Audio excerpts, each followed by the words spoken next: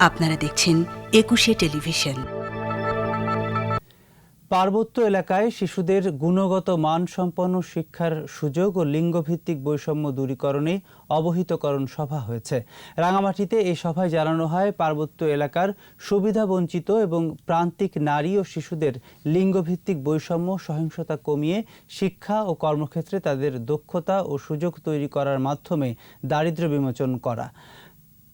৪ বছর মেয়াদে global affairs কানাডার ৩৩০ কোটি টাকার ব্যয়ে বান্দরবনের ৬টি উপজেলায় ও রাঙামাটি সদরে এই প্রকল্পের কার্যক্রম পরিচালিত হবে। ব্র্যাকের উদ্যোগে সভায় প্রধান অতিথি ছিলেন অতিরিক্ত জেলা প্রশাসক শিল্পী রানী রায়।